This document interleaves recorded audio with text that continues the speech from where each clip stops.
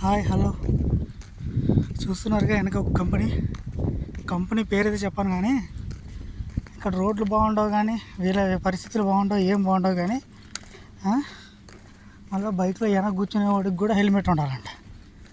రోడ్లో బయట ఉన్న ట్రాఫిక్ పోలీసు వాడు కూడా చెప్పడం నిజంగా ఎంత దారుణం అండి బాబు వీళ్ళు. ఏం పరిస్థితుల్లో ఏంటో ఈ కర్మ. మళ్ళీ ఇది 1.5 కిలోమీటర్ నడవాలి, 1.5 కిలోమీటర్ 2 కిలోమీటర్స్ నడుస్తూ పోవాలి.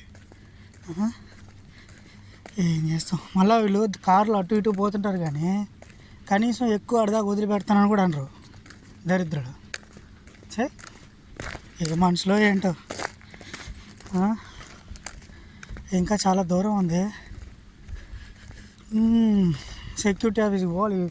ఆడాడో ఉంది కంపెనీ, ఆడాడో కంపెనీ అక్కడ కనబడుతుంది కదా, అది కనిపిస్తుంది కదా అక్కడ కంపెనీ.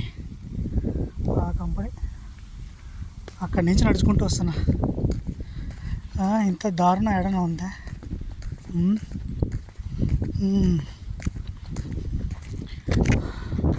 అక్కడక్కడ రోడ్లు కూడా బాగాలేవు. మళ్ళీ రూల్స్ ఒకటి, వీళ్ళు రూల్స్ పాటించారు కానీ పక్కన వాళ్ళు రూల్స్ పాటించాలంట. మరీ మోసం. ఇందాకలో కూడా అట్లా బైక్లో వెళ్తున్నాను, పెద్ద లెక్చర్ బీకాడు. చెప్పినా గట్టిగా, ముందు రోడ్డు సక్రమంగా గీరా నువ్వు అని.